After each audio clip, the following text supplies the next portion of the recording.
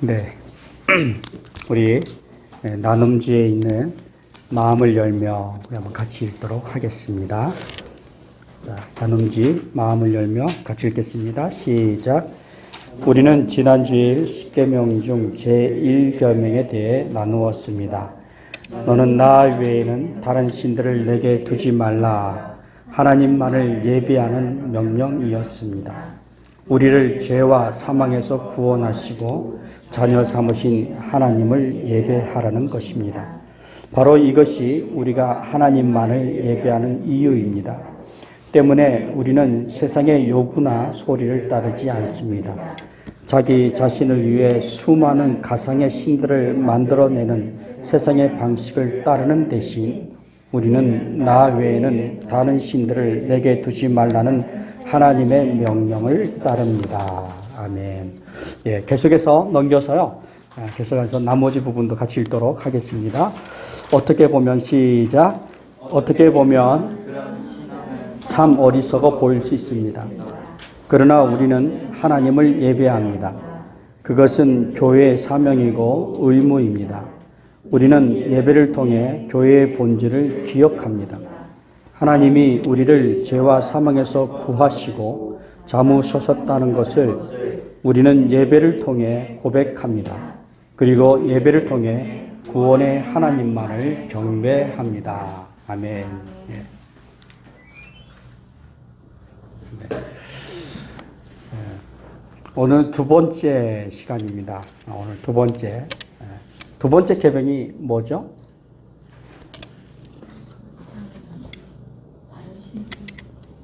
네. 가장 쉬운 거지만 또 가장 어렵죠. 우상을 만들지 말라는 거죠. 우상을 섬기지 말라라는 명령에 대해서 우리가 함께 나누겠는데요. 여러분, 우상이라는 것이 어떤 거죠? 어떻게 생각하세요? 우상.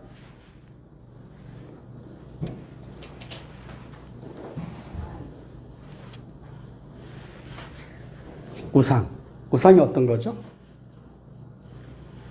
하나님이 아닌 것을 하나님으로 믿는 것. 네. 하나님이 아닌 것을 하나님으로 믿는 것. 그것이 우상이다. 예, 그렇죠. 예. 우상이 어떤 걸까요? 조각품? 네? 조각품. 그렇죠. 조각품. 그렇게 생각할 수 있어요. 여러분, 우리가 하나님만을 예배하고 하나님만을 경배하는 것은 어떤 그 확률을 높이기 위해서 하는 게 아니에요. 그러니까 세상의 어떤 신앙의 어떤 그런 태도들은 확률을 높이는 거죠. 여기 가서도 예배하고 저기 가서도 예배하고 그래서 여러 군데 가서 예배를 하는 겁니다. 그래서 어느 거 하나 걸리겠지. 그래서 내가 천국 가는데 문제가 없겠지. 그런 생각들을 하는 사람들이 의외로 많습니다. 그런데 우리가 하나님을 예배하는 것은 하나님의 그 구원에 대한 믿음과 확신 때문이죠. 하나님이 우리를 구원하셨다라는 믿음, 그리고 그 믿음에 대한 확신이 있기 때문에 우리가 뭐 절에도 가거나 성당에도 가거나 뭐 여기저기 기웃거리지 않고 오직 교회에 와서 하나님만을 예배하는 겁니다. 만약에 그런 믿음이 없고 그런 확신이 없으면 세상 사람들과 같이 경우에 따라서 절에도 가서 빌고 성당에 가서도 뭐 영세를 받고 뭐 그런 일들이 생겨나지 않겠습니까? 우상이라는 것이 그런 개념이 있는 것 같아요. 여기저기 수많은 신들이 있지 않습니까? 가상의 신들이. 이 지구상에 가장 그 많은 가상의 신들을 갖고 있는 나라가 어떤 나라일까요? 일본. 그렇죠. 어디? 그리스. 그렇죠. 그리스도 만만하지 않죠. 그렇지만 일본이 더 많은 것 같아요. 일본은 그야말로 부뚜막에도 있고, 여기저기 곳곳에 신들을 만들어 놨잖아요. 그죠? 곳곳에. 그리고 하다못해 사람에게도, 그죠? 신이라고 칭을 하는, 그래서 우리나라에서 탤런트들이 좀 인기를 누리게 되면 일본에 가보면 틀림없이 뭐가 돼 있습니까? 신이 돼 있는 거예요. 옛날에 그 굉장히 그 인기가 많았던 사람 누구죠? 아까 누구? 연사마? 연사마. 다 신이 돼 있는 거예요. 그래서 이 사람들이 자기 신을 섬기지 않습니까? 옛날에 그 우리가 김에서 목회를 하고 있을 때 우리 집사님 친구분 한 분이 왔어요. 피아노를 굉장히 잘 치는 분인데 그 당시가 한 95년, 6년, 7년 이럴 때였으니까 그죠? 2000년 초반쯤이었어요. 근데 굉장히 좋은 차를 가지고 온 거예요. 외제차. 그 당시에는 외제차가 그렇게 흔하지 않던 때예요. 근데 외제차를 몰고 온 거예요. 깜짝 놀랐죠? 제가 이름도 들어보지 못한 피아니스트인데 내가 들어봤으면 그래도 내가 수긍을 할 텐데 저는 들어보지도 못한 사람이 피아니스트인데 이 사람이 일본에 가서 연주를 했더니 그 일본 아줌마가 그 차를 사줬다는 거예요. 그 연주 한 번 듣고. 그만큼 뭐랄까요. 자기가 사랑할 대상을 찾고 자기가 섬길 대상을 찾는데 굉장히 민감성이 뛰어난 나라가 일본이라고 할 수 있는데, 자, 우상이 뭐냐? 사전적인 의미를 한번 찾아봤습니다. 사전에서는 뭐라고 얘기를 하나 봤더니, 신처럼 숭배의 대상이 되는 물건이나 사람을 우상이라고 한다는 거예요. 신처럼 숭배의 대상이 되는 물건 또는 사람. 근데 우리 기독교에서는 그럼 뭐라고 하냐? 우상을 하나님 외에 인위적으로 만들어 놓은 신의 형상입니다. 인위적으로 만들어 놓은 신의 형상. 그게 바로 우상이라는 거죠. 그래서 지난주에 우리가 말씀을 나누면서 그 우상에 대해서 뭐라고 얘기했습니까? 가상의 신이라고 했죠. 가상의 신이라는 말씀을 제가 강조해서 드렸는데, 가상의 신. 가짜로 만들어 놓은 신이라는 거죠. 근데 이 가상이라는 말의 의미도 사실이 아니거나 사실 여부가 분명하지 않은 것을 사실이라고 가정해서 생각하는 거라는 겁니다. 사실이 아닌데 그걸 그냥 사실처럼 가정해서 믿어버린다는 거예요. 그래서 우상이라고 하는 것이 생겨나게 되는 거죠. 자, 그래서 이제 좀 더 구체적으로 그렇다면 우상이 뭐냐? 성경에서 이 우상에 대해서 말씀하고 있는 것들이 어떤 내용이 있는가라고 했을 때, 우상은 첫째는 제가 가로를 쳐놨어요. 졸지 마시라고 가로를 쳐놨는데, 자, 우리가 하나님보다 더 사랑하고 좋아하는 것을 우상이라고 합니다. 많이 들어보셨죠? 이런 이야기, 그죠? 하나님보다 더 뭐해요?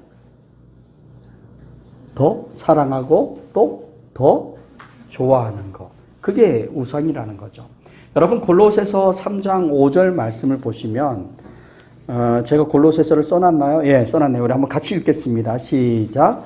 그러므로 땅에 있는 지체를 죽이라. 곧 음란과 부정과 사욕과 악한 정욕과 탐심이니 탐심은 우상 숭배니라. 이것들로 말미암아 하나님의 진노가 임하느니라. 아멘. 자, 보세요. 이 5절 말씀에 보면 땅에 있는 지체를 죽이라는 거죠. 이 지체는 무엇입니까? 사도 바울에 의하면 이것이 바로 육신의 정욕이고, 그죠? 이생의 자랑이고 그런 것들인데, 그런 육신의 정욕을 죽여라. 그 땅에 있는 지체를 죽여라. 자, 어떤 것들이 있습니까? 첫째는 무엇이죠? 음란. 둘째, 부정. 셋째, 사욕. 넷째, 악한 정욕. 그리고 다섯 번째, 탐심이라는 거예요. 탐심. 그런데 이 탐심에 대해서 의미를 부여했어요. 해석을 했어요. 뭐예요? 탐심은 우상숭배다. 탐심은 우상숭배다. 왜 그렇습니까? 왜 그럴까요? 탐심은 우리의 마음을 뺏어가는 거잖아요. 그죠? 우리의 마음을 뺏어가는 거. 우리가 어떤 것에 탐심을 갖게 되면 우리의 마음이 끌려갑니다. 그것에 자꾸 끌려가게 되죠. 뭐 예를 들면 이런 거 아닙니까? 우리 집사님들, 여자 집사님들, 시장을 갔는데 그 마네킹에 예쁜 옷이 걸려 있는 거예요. 근데 가격표를 딱 보니까 쉽게 살 수 있는 거 아니에요. 그래서 포기를 합니다. 그때는 포기하지만 또 가면 자연히 눈이 어떻게 돼요? 이걸 보게 되는 거죠. 마음이 끌리는 거예요. 그래서 그걸 포기하지 않고 어떻게 합니까? 그것을 소유하기 위해서 노력을 하게 되죠. 그리고 마침내 그것을 내 거로 삼기까지 포기하지 않습니다. 끝까지 마침내 그걸 내 거로 만들어 버리지 않습니까? 이런 탐심들. 뭐 또 그것뿐만 아니라 여러 가지 것들이 있죠. 이런 탐심들, 물질에 대한 탐심 또는 다른 그 무엇에 대한 탐심들 이런 것들이 있는데 그런 탐심이 우리의 마음을 지배하게 되고 우리는 그 탐심의 노예가 되는 거죠. 그래서 제가 한번 묻고 싶어요. 여러분들은 어떤 것이 이렇게 딱 소유하고 싶고 욕심나는 것들이 어떤 것들이 있습니까? 배틀그라운드 100만 원 현질. 뭐라고? 배틀그라운드 100만 원 현질. 네, 배틀그라운드 100만 원. 모바일 배틀그라운드 게임에서 100만 원. 게임이군요. 네. 게임의 마음이 빼앗겼어요. 은성이. 근데 은성아 게임의 마음에 빼앗겼는데 그것은 우상숭배라는 거야. 네. 또 뭐가 있어요? 자동차의 마음이. 내 경우를 얘기하라. 없어요. 대단하시네. 네. 또 드라마. 네, 드라마를 꼭 보고 싶은 마음. 네, 그런 것도 있을 수 있죠. 또 뭐가 있을까요? 저는 한 달 정도 유럽에 그냥 가서 네. 여행을 그냥 마음껏 하는 거. 여행에 대한 집착되는 마음. 네. 그렇죠. 그럴 수 있어요. 네. 윤 집사님은 뭐가 있어요? 뭘 이렇게 소유하고 싶으세요? 특별한 거 없어요. 있으시더만. 차를 받고 싶어 하는 마음이 있으시더만. 근데 내무부 장관이 허락을 안 하죠. 네. 이 탐심이라는 것이 우리가 사소할 때는 그게 큰 문제가 되지 않습니다. 큰 문제가 되지 않죠. 그런데 이것이 큰 것일 때는 어떻게 합니까? 경우에 따라서는 우리의 삶을 파괴해버리는 거예요. 어떤 책입니까? 그 파우스트인가요? 네, 그 책에 보면 그 주인공이 돈에 대한 탐심이 너무 큰 거 아닙니까? 많은 돈을 갖고 싶어 하고 큰 부자가 되고 싶어 하잖아요. 그 탐심을 이기지 못해서 결국은 자기 영혼을 마귀한테 팔잖아요. 팔아버리잖아요. 큰 부자가 됐습니다. 그런데 삶은 공고한 거예요. 너무 힘든 거예요. 매일매일 살기가 힘든 거예요. 왜 그런가 했더니 자기의 영혼을 팔았기 때문에. 그래서 마귀에게 영혼을 돌려달라고 하잖아요. 근데 돌려받습니까? 돌려받았죠. 탐심이라는 것이 결국은 우리들에게 그런 결과를 가져올 수 있습니다. 때문에 우리가 하나님이 주신 모든 것들을 감사해야 하고 만족해하는 삶이 필요하죠. 그렇지 않으면 우리가 이 탐심에 이끌려서 또 욕심에 이끌려서 우리의 삶이 중심을 잃어버리는 또 안정성을 잃어버리는 그런 결과를 가져올 수 있습니다. 자, 두 번째로 우상이란 어떤 것일까요? 자, 하나님 이외의 것이 뭐가 되면? 하나님의 이외의 것이 뭐가 되면?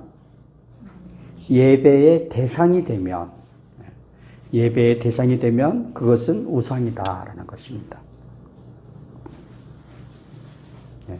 하나님 이외의 것이 예배의 대상이 되면 우상이 되는데요. 여러분 민수기 21장을 한번 보실까요? 좀 1절부터 9절까지인데요. 좀 길지만 우리 한번 같이 읽겠습니다. 시작. 백성이 하나님과 모세를 향하여 원망하되 어찌하여 우리를 애굽에서 인도하여 내어 이 광야에서 죽게 하는가? 이곳에는 먹을 것도 없고 물도 없도다. 우리 마음이 이 하찮은 음식을 싫어하노라 하매 여호와께서 불뱀들을 백성 중에 보내어 백성을 물게 하심으로 이스라엘 백성 중에 죽은 자가 많은지라. 백성이 모세에게 이르러 말하되 우리가 여호와와 당신을 향하여 원망함으로 범죄하였사오니 여호와께 기도하여 이 뱀들을 우리에게서 떠나게 하소서. 모세가 백성을 위하여 기도하며 여호와께서 모세에게 이르시되 불뱀을 만들어 장대 위에 매달아라. 물린 자마다 그것을 보면 살리라. 모세가 놋뱀을 만들어 장대 위에 다니 뱀에게 물린 자가 놋뱀을 쳐다본 즉 모두 살더라. 자, 이게 무슨 이야기예요? 광야에서 이렇게 지금 돌고 있는 거 아니에요. 계속 그냥 빙빙빙빙 돌고 있는 겁니다. 그런데 이제 어디를 갔는데 좀 쉴만하고 좀 괜찮은 거예요, 그나마. 그래서 거기 계속 있고 싶은데 하나님이 다시 야 출발해. 그러니까 화가 난 거예요. 짜증이 난 거예요. 그래서 지금 이제 이 사람들이 이 5절부터 불평을 시작하죠. 어떤 불평을 합니까? 차라리 왜 하나님이 우리를 애굽에서 이끌어내서 이 광야에서 죽게 하느냐 말이죠. 응? 여기는 먹을 것도 없고 물도 없고, 응? 그리고 또 하나 뭐예요? 하나님이 날마다 내려주시는 뭐가 있습니까? 만나. 그 만나를 향해서 이 하찮은 거, 이 하찮은 거 이거 싫다, 이제 좀 먹기 싫다, 막 질려 죽겠다 막 그러면서 하나님을 원망하는 거예요. 그러니까 하나님이 어땠어요? 화가 났어. 화가 났어. 그래가지고 어떻게 했습니까? 불뱀을 보내요. 불뱀. 뱀이 막 사람들을 무는 거예요. 물린 사람들이 그냥 죽어가는 거죠. 자, 그랬더니 이 백성들이 아이고 우리가 잘못했구나 싶어서 주님 용서해 주십시오 해서 모세가 뭘 만들어요? 놋뱀을 만들잖아요. 놋뱀을 만들어서 그 자기의 지팡이에 이렇게 감아서 이렇게 높이 드는 겁니다. 높이 들고는 누구든지 이것을 보면 하나님께서 고쳐주시겠다고 하셨습니다. 자, 이제 이걸 보십시오 했더니 사람들이 다 그걸 보는 거죠. 보니까 어떻게 됐습니까? 물린 사람도 낫고 그렇게 된 거죠. 여러분, 이 놋뱀이 지금도 있어요. 어디에 있습니까? 어우, 잘하시네. 예. 요즘 그 세계적으로 굉장히 유명한 국제기구가 떴죠. 어떤 기구입니까? 세계보건복지기구, 그죠? 거기에 상징이 이 놋뱀, 지팡이에 이렇게 놋뱀이 감겨져 있는. 그래서 병원들 뭐 간호사들도 뭐 서약을 하거나 그럴 때 그 엠블렘 앞에서 서약을 하는 거죠. 예. 자, 그런데 한번 생각해 보십시오. 이 장대에 달린 놋뱀, 모세의 지팡이에 감겨진 그 놋뱀, 그건 뭐죠? 그게 왜 주어졌죠? 백성들을, 범죄한 이스라엘 백성들을 살리기 위해서 주어진 거예요. 그죠? 하나님 은혜의 상징입니다. 아, 하나님께서 우리에게 또다시 한번 은혜를 베풀어 주시는구나. 그 은혜의 상징이죠. 죄인들을 불쌍히 보시고 그들을 사하시며 치료하시는 하나님의 사랑의 상징이 바로 그 지팡이에 감겨진 놋뱀입니다. 그래서 그 놋뱀을 볼 때 뭘 생각해야 돼요? 그렇죠. 하나님을 생각할 수 있어야 됩니다. 하나님의 그 사랑을 생각하고 죄인을 용서하시고 은혜를 베푸시고 치료하시는 그 하나님을 생각하면서 그 은혜를 입기 위해 하나님께로 나아가는 동기로 삼아야 되는 거죠. 그런데 시간이 좀 흘러서 열왕기에 가서 보면 히스기야 시대에 사람들이 그 놋뱀을 숭배의 대상으로 삼는 거예요. 그러니까 이 왕이 보고는 안 되겠다 해가지고는 어떻게 버립니까? 파괴해버려. 불살라 태워서 없애버리는 거죠. 놋뱀은 치료하는 능력이 없어요. 놋뱀은 놋뱀일 뿐인 겁니다. 그죠? 그냥 형태일 뿐이에요. 치료를 행하시는 분은 누구입니까? 하나님이시죠. 하나님. 그런데 하나님이 치료를 하시는데 시간이 지나고 보면 하나님은 없어져 버리고 뭐만 남아 있습니까? 노뱀만 남아있는 거예요. 사람들이 거기 가서 분양을 하고 빌고 내 병 고쳐주세요. 내 병 고쳐주세요 하는데 그 노뱀이 그 병을 고칠 수 있습니까? 없습니까? 없어요. 근데 그런데도 사람들은 어리석게 그 일을 한다는 거예요. 왜 그렇습니까? 영적인 미혹 때문이죠. 그래서 하나님 이외의 것이 예배의 대상이 되면 그것은 우상이에요. 어리석은 것입니다. 여러분 병들면 노뱀을 찾아가면 안 됩니다. 누구에게로 가야 됩니까? 노뱀을 보고 성경에서 노뱀을 보고 하나님께로 가야 돼요. 치료의 근원이신, 그죠? 우리를 고치시는 하나님, 그 하나님께로 가야 되는 거죠. 그럴 때 우리가 고침을 받고 치료를 받고 건강해지는 것입니다. 자, 세 번째로 우상이 뭐냐? 자, 뭐라고 되어 있죠? 세 번째? 비어 있죠? 생명 없는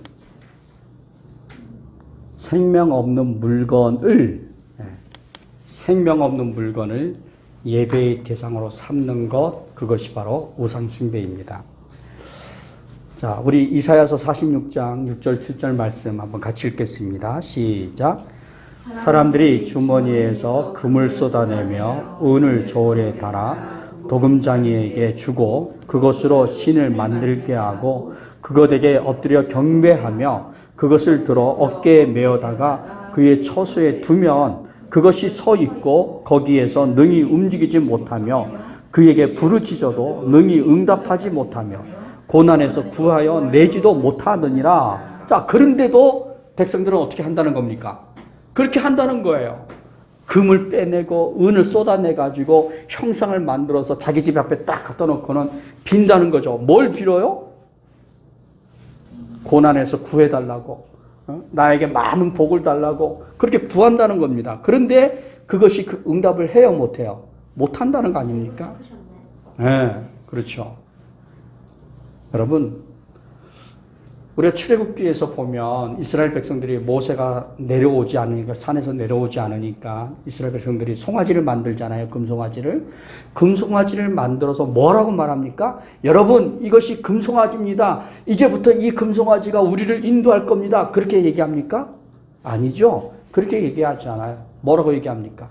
여러분, 이것이 바로 우리를 인도하여 낸 여호와 하나님입니다. 이렇게 말을 하는 거예요.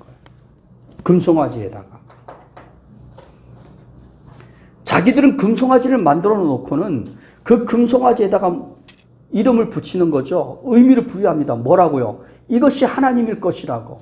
이것이 우리를 구원하게 될 것이라고. 이것이 우리를 인도하게 될 것이라고 의미를 부여하지만 어떻습니까?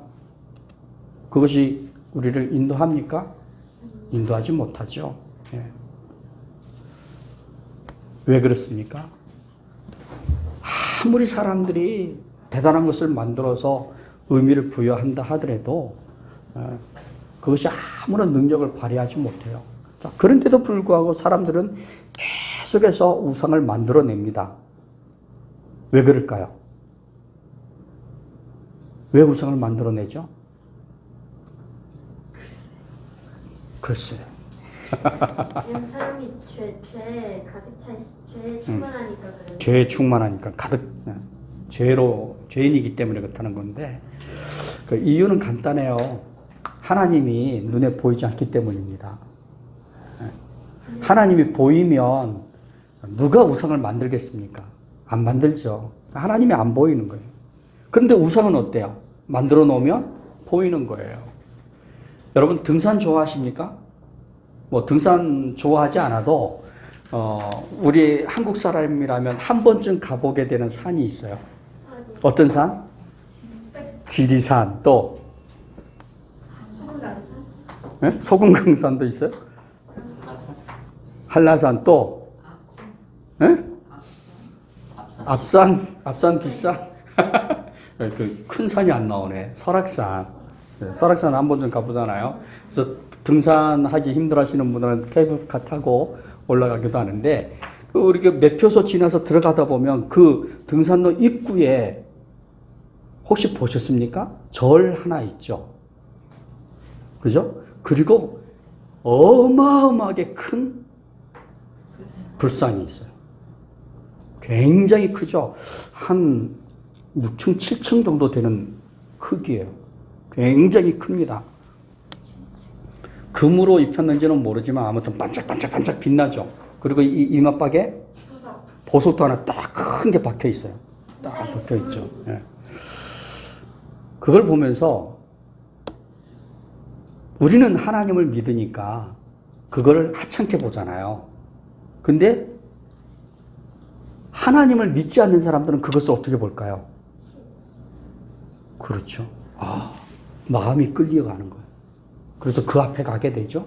그리고 뭐 하게 됩니까? 빌게 되는 거예요. 그 웅장한 모습에 압도당해서 비는 거죠.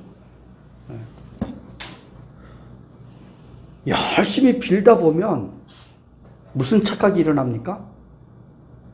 정말로 자기가 신을 섬기고 있다라는 착각을 하게 되는 거예요. 그런데 그거는 크고 반짝반짝 빛나고 웅장해 보이기는 하지만 뭐가 없어요? 생명이 없어요. 할 수 있는 것이 아무것도 없는 거예요. 생명이 없다는 게 바로 그거 아닙니까? 할 수 있는 것이 아무것도 없는 거죠.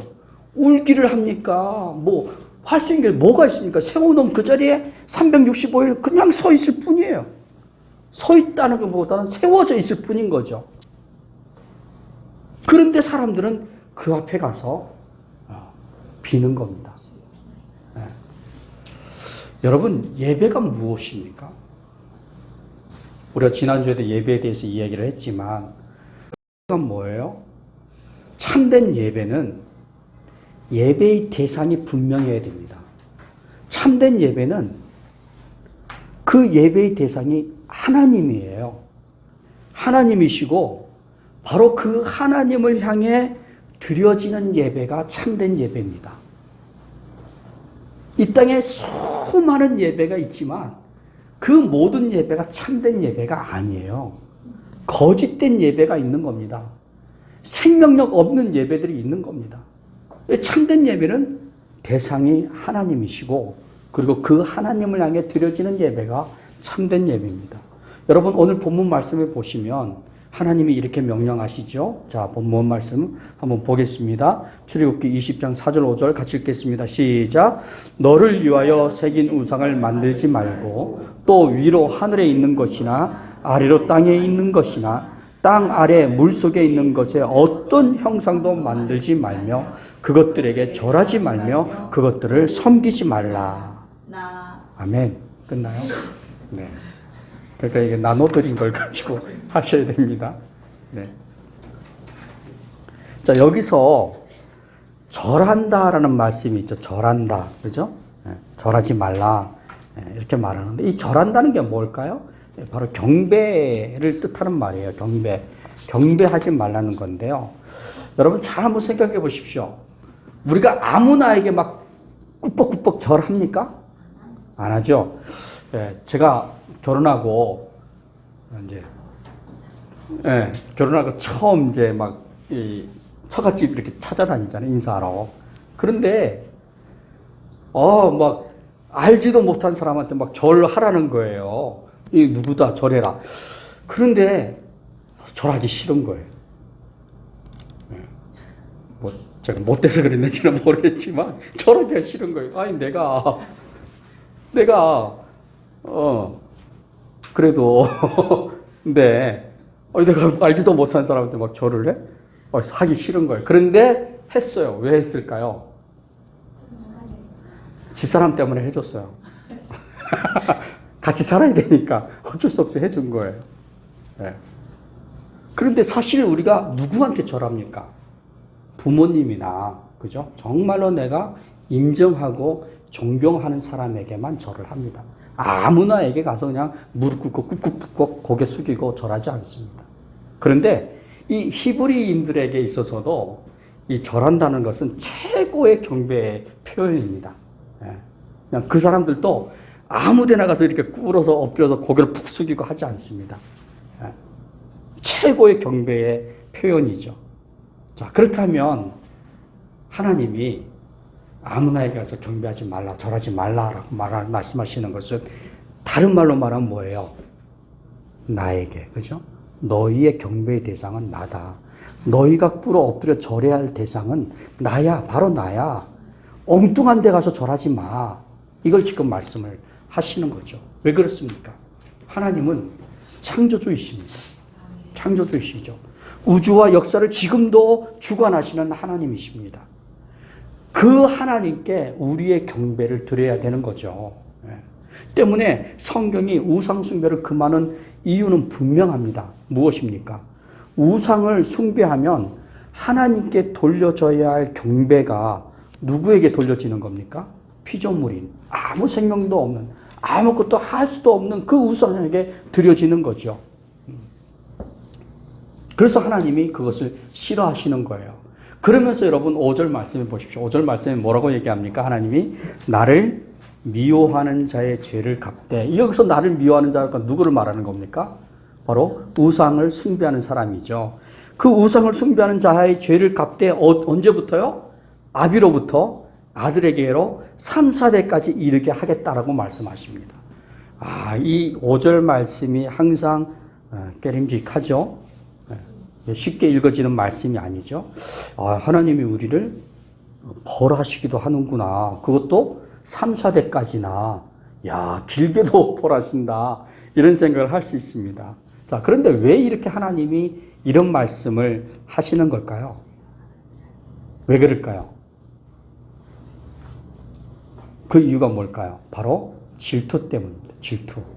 오늘 본문에서도 질투라고 하는데, 이 질투, 하나님은 질투하시는 하나님이시라는 거죠. 그런데 이 질투라는 말에는 아주 묘한 느낌이 있습니다. 뉘앙스가 있어요. 하나님이 질투할 일이 뭐가 있어? 이런 생각을 할 수 있지만, 그런데 하나님은 질투하신다는 거죠. 어떤 의미일까요? 여기서 하나님이 우리를 사랑한다는 거 아닙니까? 사랑한다는 것.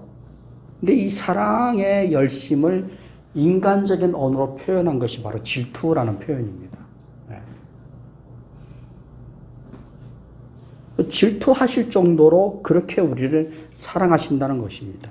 그래서 하나님은 내가 너희를 사랑하는데 너희도 나를 사랑해야지. 바로 이 말씀을 하고 있는 거예요. 내가 너희를 사랑하는데 너희를 내가 택해서 나의 민족, 나의 거룩한 군대, 나의 영광으로 삼았는데 그렇다면 너희도 나를 사랑해 줘야지. 이 말씀을 하시는 거죠. 그래서 여러분 출애굽기 20장 6절 말씀에 보시면 이렇게 말씀하죠. 같이 읽겠습니다. 시작. 나를 사랑하고 내 계명을 지키는 자에게는 1000대까지 은혜를 베푸느니라. 아멘. 예. 3, 4대하고 1000대하고 비교가 됩니까? 안 됩니까? 비교가 안 되는 거죠. 자, 어떤 것이 좋죠? 1000대가 좋죠? 3, 4대가 좋으신 분? 없죠? 예. 자, 그렇다면 이 말씀의 액센트가 어디 있습니까? 하나님이 3, 4대까지 벌을 주겠다는 것에 액센트가 있을까요? 아니면 1000대까지 복을 주겠다는 것에 액센트가 있을까요? 그렇죠. 하나님의 강조점은 3, 4대까지 내가 너희를 벌할 것이라는 것에 강조점을 두고 있는 것이 아니라 내가 너희를 사랑하는데 너희가 나를 사랑한다면 내가 너희를 영원토록 복을 줄 거야. 여기에 초점이 있는 거죠. 여기에 강조점이 있는 것입니다. 그래서 이것을 좀 더 확장해서 보면 사랑의 축복은요, 저주를 삼켜버립니다. 그죠? 네. 하나님이 어떤 저주를 하려고 했다가도 사랑 때문에 그 저주를 다 물리치는 거죠. 그래서 하나님의 진정한 의도는 사랑입니다. 하나님은 우리가 하나님을 사랑함으로써 이 계명이 지켜지기를 원하시는 거예요. 다른 우상들을 내 앞에 두지 마라. 너희들은 그 우상을 섬기지 마라. 그것을 우리가 억지로 하는 것이 아니라 사랑으로 하기를 원하신다는 거예요. 자, 그래서 하나님의 징계, 그것이 강조되어지는 것이 아니라 오히려 사랑을 강조하는 건데요. 여러분 좀 말씀이 긴 게 하나 있는데요. 함께 읽고 싶은 말씀이 있어요. 여러분 신명기를 한번 찾아보십시오. 신명기.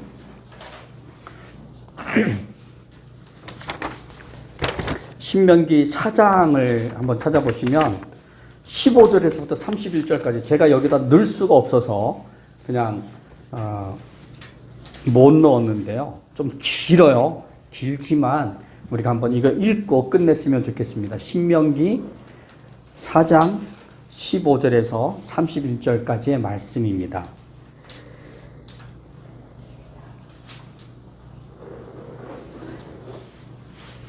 자, 이것은 이제 모세가 죽기 전에 이스라엘 백성들에게 다시 한번 하나님의 말씀을 강조하면서 유언하는 그런 내용의 첫 부분이라고 할 수 있는데요. 자, 모세가 첫 부분에서 어떻게 말하고 있는지 같이 한번 읽겠습니다. 15절부터 31절까지입니다. 시작. 여호와께서 호렙산 불길 중에서 너희에게 말씀하시던 날에 너희가 어떤 형상도 보지 못하였은즉 너희는 깊이 삼가라. 그리하여 스스로 부패하여 자기를 위해 어떤 형상대로든지 우상을 새겨 만들지 말라. 남자의 형상이든지 여자의 형상이든지 땅 위에 있는 어떤 짐승의 형상이든지 하늘을 나는 날개 가진 어떤 새의 형상이든지 땅 위에 기는 어떤 곤충의 형상이든지 땅 아래 물속에 있는 어떤 어족의 형상이든지 만들지 말라. 그리하여 내가 하늘을 향하여 눈을 들어 해와 달과 별들 하늘의 위의 모든 천체 곧 너희의 하나님 여호와께서 천하 만민을 위하여 배정하신 것을 보고 미혹하여 그것에 경배하며 말라.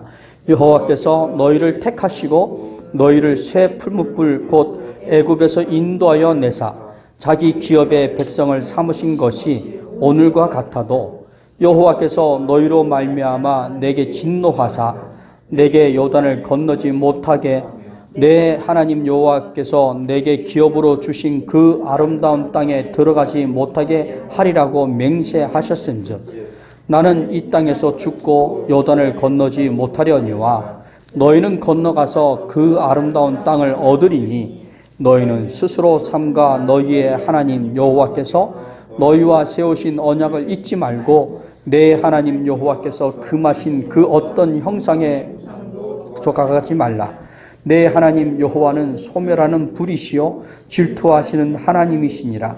내가 땅에서 아들을 낳고 손자를 얻으며 오래 살 때에 만일 스스로 부패하여 무슨 형상의 우상이든지 조각하여 내 하나님 여호와 앞에 악을 행함으로 그의 노를 일으키면 내가 오늘 천지를 불러 증거를 삼노니 너희가 요단을 건너가서 얻는 땅에서 속히 망할 것이라. 너희가 거기서 너희의 날이 길지 못하고 진멸될까? 여호와께서 너희를 여러 민족 중에 흩으실 것이요 여호와께서 너희를 쫓아 보내실 그 여러 민족 중에 너희의 남은 수가 많지 못할 것이며 너희는 거기서 사람의 손으로 만든 바 보지도 못하며 듣지도 못하며 먹지도 못하며 냄새도 맡지 못하는 목석의 신들을 섬기리라. 그러나 내가 거기서 내 하나님 여호와를 찾게 되리니 만일 마음을 다하고 뜻을 다하여 그를 찾으면 만나리라. 이 모든 일이 내게 임하여 환난을 당하거나 그날에 내가 내 하나님 여호와께로 돌아와서 그의 말씀을 청정하리니 내 하나님 여호와는 자비하신 하나님이시라.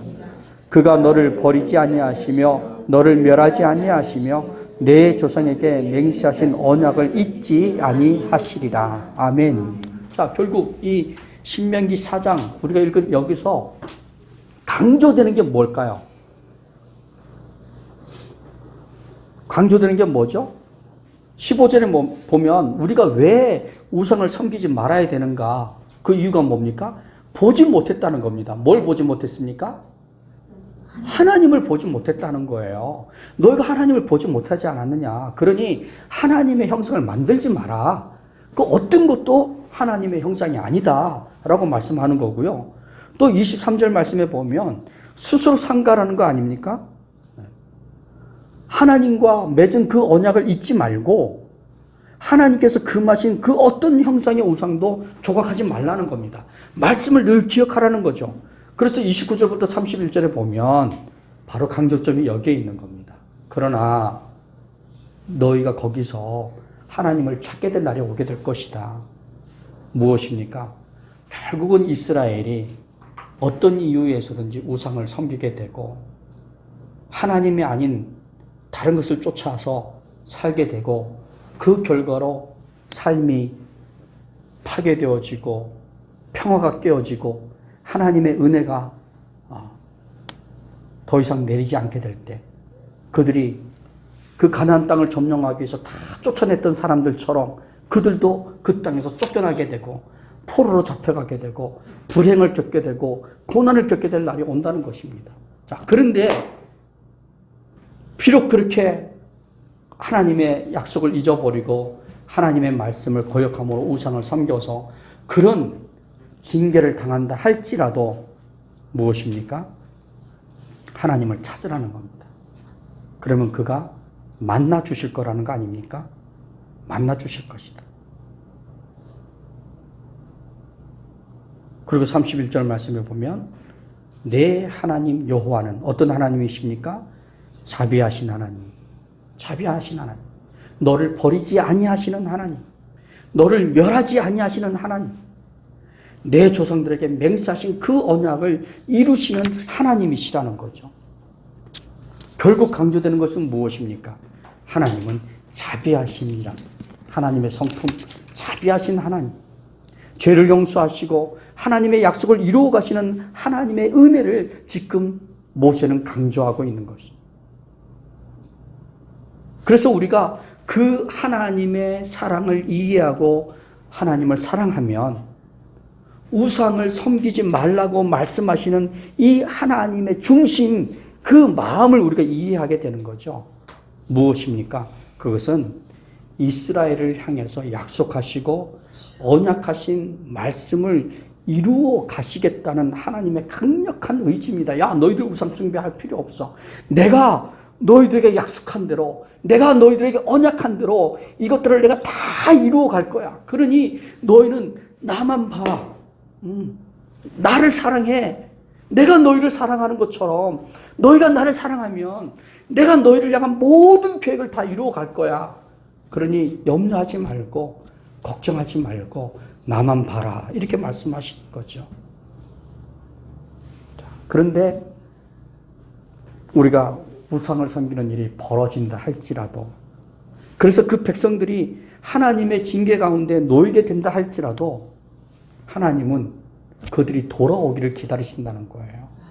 돌아오기를 기다리셨다가 그 백성들이 죄를 고백하고 하나님께 나오면 하나님은 기꺼이 그들의 죄를 용서하시고 그들에게 약속하셨던 말씀을 기억하시고 그리고 그들을 다시 일으키시고 다시 세우셔서 하나님의 백성들답게 그렇게 살게 하시겠다는 거 아닙니까? 얼마나 감사합니까? 그래서 여러분 요한일서 5장 3절 말씀에 보면, 자, 한번 같이 읽겠습니다. 시작. 하나님을 사랑하는 것은 이것이니 우리가 그의 계명들을 지키는 것이라. 그의 계명들은 무거운 것이 아니로다. 아멘. 하나님을 사랑한다는 것이 뭐냐라고 했을 때 이건 아주 구체적인 겁니다. 추상적인 것이 아닙니다. 하나님을 사랑한다는 것은 바로 그 하나님의 말씀을 지키는 거라는 것입니다. 그 말씀을 따라 사는 것이라는 거죠. 그런데 그것이 어려운 거냐? 아니라는 거죠. 어렵지 않다는 겁니다. 왜 그렇습니까? 사랑 때문입니다. 사랑. 사랑하면 우리의 수고가 수고롭지 않은 거죠. 그죠? 우리가 하나님을 사랑하면 하나님의 말씀을 따르는 것이 즐겁습니다. 우리가 하나님을 사랑하면 우리의 관심은 하나님께로 쏠리게 되는 거죠.